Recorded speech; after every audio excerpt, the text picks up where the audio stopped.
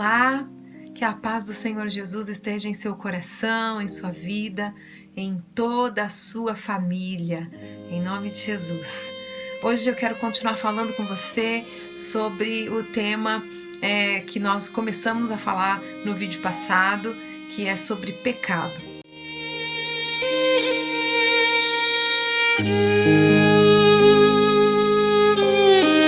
Se eu pudesse ver os raios de luz do teu trono de diamante. E nós destacamos um ponto importante no último vídeo, que foi o pecado, sendo cometido primeiramente contra Deus. Todo e qualquer pecado que nós cometemos, ele primeiramente é contra Deus, Se você quer entender um pouquinho melhor sobre isso, dá uma olhada aí, no vídeo anterior. Mas hoje eu quero falar sobre pecados que as pessoas cometeram contra nós. Às vezes nós cometemos pecados contra os outros, mas às vezes as pessoas cometem pecados contra nós. Então, por isso, o vídeo de hoje chama-se Pecaram contra mim. E agora? O que a Bíblia nos ensina sobre isso? A palavra de Deus, ela traz vários tipos de pecados. Comportamentos pecaminosos, coisas que Deus abomina, coisas que ferem mesmo, uns aos outros. Toda vez que nós ferimos a um outro ser humano, seja de maneira física, emocional, nós estamos pecando, porque Deus, Ele ama todos nós. Quando nós pecamos contra alguém, quando nós ferimos, quando nós causamos algum dano de qualquer tipo na vida de alguém, nós estamos pecando porque Deus ama aquela pessoa. E aí você pode falar assim, mas aquela pessoa, puxa vida, ela já fez tantas coisas ruins. Deus ama a todos nós. Todos, sem nenhuma distinção. A palavra de Deus nos ensina assim. João 3,16 diz que Deus amou o mundo de tal maneira que deu o seu Filho único, para que todo aquele que nele crê não pereça, mas tenha a vida eterna. Veja só que fantástico. Deus ama a todos nós, mesmo conhecendo a minha história e a sua história, mesmo conhecendo os meus pecados e os seus pecados. Não que devamos continuar pecando, não, esse não é o objetivo. Mas hoje eu quero falar sobre os pecados que cometeram contra nós. A palavra de Deus traz vários exemplos de pecados para nós. Nós falamos bastante sobre os 10 mandamentos, Os 10 mandamentos estão lá listados em Êxodo 20. Você pode dar uma lida lá no capítulo 20 do livro de Êxodo e você vai encontrar ali os 10 mandamentos, aqueles mandamentos que estavam naquelas tábuas que Moisés trouxe quando desceu do monte, depois de ter aquela conversa bem íntima com Deus, 40 dias batendo papo com Deus, foi com certeza algo muito especial, e ele desceu com essas tábuas. E nessas tábuas estavam lá os 10 mandamentos. Então nós sabemos que quebrando, ou seja, ferindo, não cumprindo um daqueles mandamentos, nós já sabemos que estamos pecando, certo? E lá consta que nós não devemos ter outro Deus além do Deus da Bíblia. Lá consta que nós não devemos fazer imagens de escultura. Lá consta que nós não devemos usar o nome de Deus em vão. Lá também diz que devemos santificar o sábado, Agora, como cristãos, por Jesus ter ressuscitado no domingo, nós santificamos o domingo. Lá também diz que nós devemos honrar pai e mãe. Lá também diz que nós não devemos matar, não devemos roubar, não devemos cobiçar, não devemos mentir, não devemos adulterar. Se nós fizermos alguma dessas coisas, já sabemos que pecamos. Se a gente não cumprir algum desses mandamentos. Mas a Bíblia fala muito mais sobre isso. E um estudo um pouco mais minucioso faz com que a gente descubra outras situações além dessas, que descrevem outros tipos de pecados. E Levítico 18:17 diz assim, fala sobre, aliás, o capítulo 18 de Levítico fala sobre sexualidade, sobre relações sexuais. E no 17 fala que a nudez de uma mulher e sua filha não descobrirás. Então, o que está dizendo aqui? Está dizendo que você não pode se envolver de uma maneira romântica, erótica, sexual com uma mulher e a sua filha. Seja essa filha sua mesmo, também com essa mulher, seja essa filha, a filha desta mulher com outro homem, né? Por exemplo, no relacionamento de padrasto, por exemplo, né? Então, aqui deixa bem claro. Algumas versões falam sobre, em vez de dizer descobrir a nudez, né? Diz não terás relações sexuais. Mas seja algo simples ou algo completo, né? Como uma relação completa, aqui deixa bem claro que qualquer tipo de envolvimento, de toque, que tenha uma conotação sexual, não deve acontecer. E aqui, esse é um versículo que eu peguei, mas todo o capítulo fala sobre vários outros parentes, ou seja, com a parentela não deve acontecer. E nós sabemos que esse é um dos pecados que mais acontece no mundo. Nós temos um número exorbitante de abusos sexuais contra crianças, adolescentes, né? Estupros nas questões nos adultos, que são contadas, mas nós também sabemos que existe um número bem grande que não são contabilizados. Ou seja, o número que temos ainda é ilusório, ele é maior, com certeza ele é maior. Além de ser um pecado, é considerado um crime no nosso país, todo tipo de abuso contra crianças e adolescentes, e qualquer tipo de estupro também. Mas eu quero falar sobre a questão espiritual, eu quero falar sobre terem pecado contra nós. Quando eu li esse versículo do Levítico 18, para que fique bem claro que isso é considerado sim pecado pela Bíblia. É bem importante a gente entender isso, porque às vezes alguns pais, padrastos, eles falam frases enquanto abusam de suas filhinhas, deixando a entender que Deus permite tal coisa por ele ser o pai, ou que simplesmente por isso estar acontecendo, então é porque Deus está deixando. Existem frases do tipo, é porque você é muito linda, então a culpa é sua. Eu sei que você gosta, por isso você está aqui. No fundo, você gosta. Estava me esperando. Coisas do tipo.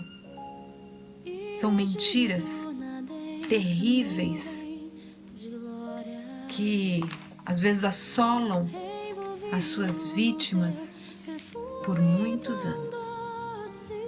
Algumas outras crianças e adolescentes, e isso pode ser tanto meninos, meninas, né? Eles podem ouvir, é porque você é muito mal.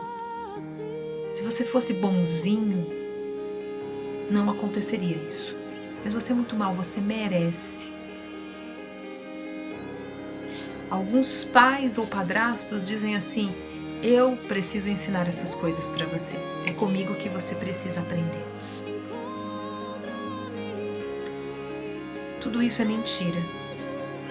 Mas para uma criança, para um adolescente que está conhecendo a vida, que não tem fundamentos, muitas vezes é muito difícil lidar com Não apenas o ato em si, mas principalmente com essas mentiras que vão entrando em suas mentes, em seus corações. E a violência pode até ter passado. De repente você está ouvindo isso e você pensa assim: isso aconteceu comigo há muito tempo. Passou, não acontece mais. Eu cresci, sou adulto, sou adulta. Que bom, e isso é uma verdade. Mas e todas essas mentiras e todas essas frases que foram penetrando e todos os reflexos disso durante a sua vida, como estão? Pecaram contra você? Alguém lhe tocou de maneira que não deveria? Alguém marcou a sua vida? A dor do abuso, ela é uma dor dilacerante. Ela vem misturada com uma vergonha e com um medo que paralisa às vezes aqueles que viveram tal situação. Paralisa não de não conseguir fazer nada, mas paralisa as suas emoções ou algumas áreas da sua vida. Às vezes paralisa a sua área emocional e a pessoa não consegue desenvolver um relacionamento amoroso, romântico, porque paralisou. Alguma coisa não permite que ela consiga confiar em alguém. Não se permite mais ser tocada por ninguém. Ou ainda pode ir para outro lado, de promiscuidade, de achar que só tem valor o seu corpo, então ela precisa essa carência precisa ser suprida só através do sexo. E então a promiscuidade é uma opção quase que única para se satisfazer, não fisicamente, emocionalmente. Inseguranças, medos, instabilidade, autoestima baixa, tudo isso podem ser consequências dessa dor, desse pecado que cometeram contra você. E eu quero ler com você Isaías 61. Isaías 61 foi exatamente o capítulo que Jesus leu quando ele estava na igreja, na sinagoga, né? Jesus ia à sinagoga todos os sábados. Ele, como um bom judeu fiel, ele ia à igreja, né, à sinagoga, e ele então participava. Tanto é que quando ele chegou lá, deram o livro de Isaías aberto lá no 61 para ele ler. E ele então leu e ele disse que aquilo estava se cumprindo através dele naquele momento. Vamos ler o que diz Isaías 61. O Espírito do Senhor Deus está sobre mim, porque o Senhor me ungiu para pregar boas novas aos quebrantados. Enviou-me a curar os quebrantados de coração, a proclamar a libertação aos cativos e a pôr em liberdade os algemados. Eu queria destacar muito aqui esse versículo. Jesus é o nosso Messias, o prometido de Deus, aquele que veio para trazer essa paz que a gente cumprimenta sempre no começo, é a paz com Deus. Ele fez isso e aqui está descrevendo alguma das outras coisas que ele fez. A cura do nosso coração, a liberdade, pôr em liberdade os algemados e proclamar a liberdade aos cativos. Seu coração está quebrantado, seu coração está dilacerado, seu coração está ferido, foi ferido. E talvez você nunca teve coragem de mexer nessas feridas porque Elas ficaram no passado e você acha que o tempo cura tudo? Mas será que você tem vivido as consequências dessas feridas? Eu quero te apresentar um Jesus que veio para curar os quebrantados de coração, que veio para curar as feridas da nossa alma, que veio para proclamar a liberdade, todas as mentiras contadas para você na sua infância, na sua adolescência, ou até mesmo em algum momento de abuso sexual, até mesmo na sua fase adulta. Saiba, Ele quer trazer para você a liberdade. Ele pode. Ele entende a sua dor. Ele entende. Ele também foi humilhado. Ele também foi desprezado. Ele também foi vítima de violência. Jesus sabe. E Ele veio para curar. Eu quero dizer que o abuso ele fere mais do que o nosso corpo físico, ele fere a nossa alma. Se você está me ouvindo agora e você está se lembrando de situações da sua infância, da sua adolescência ou qualquer coisa do passado, provavelmente